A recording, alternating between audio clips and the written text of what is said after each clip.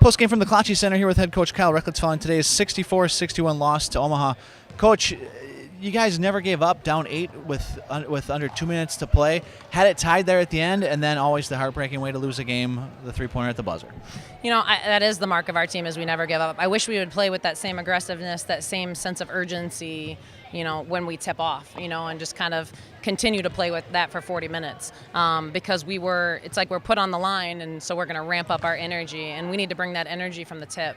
You know, and that is a heartbreaker, but, you know, I told our team in the huddle afterwards, if, you know, losing this game on a last-second shot helps us understand how to play this game once we hit the conference, you know, whereas you tie it, you got to get back and make sure you lock into players and know where people are at, then I'm okay with the loss, as long as it's going to apply and help us in the future. But this is a disappointing loss for us. We really needed to start off this homestand with a win, and so now we've got to get back to the drawing board and get ready for Eastern.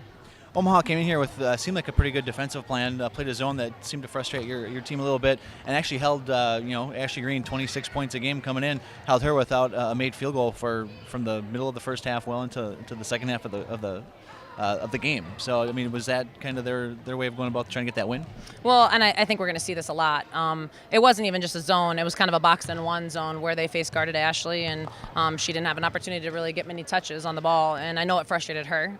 Many timeouts we, tried to get her to, calm down just to understand, how the game and how she could score on cuts to the basket with fouls, which is what helped her get to the free throw line there towards the end of the game, and also trying to get some offensive rebounds out of her. And our other players need to understand how to play when that happens. It's just you've got to have the confidence to take the big shots.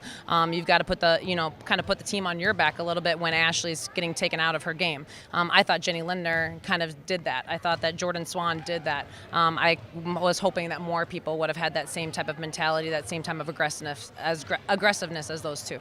You kind of took the words right out of my mouth there. Swan hits the big three-pointer at the end that gets you right back into it, and she scored a career-high 16 points. Yeah, Jordan was great, and if we could have kept her out of foul trouble, it would have been nice to have her on the floor a little bit longer. She had a big job in defending their post players tonight, who are very aggressive. I mean, I thought Omaha played a very good game. This is the best that I've seen them play. So I know that they're now going to be playing with confidence, and they're going to probably make a little run of their own. And for Jordan, we just got to get her consistently hitting her threes, like she's been doing in the past. I thought she was a little off tonight from that standpoint, but she was so much more aggressive on the other fronts, like rebounding, going for the offensive boards, and just trying to become a scorer for us when we didn't have a scorer on the floor. Well, thanks for your time today, Coach. You'll have just a couple of days. We'll be back at it on Wednesday. Yep, thank you.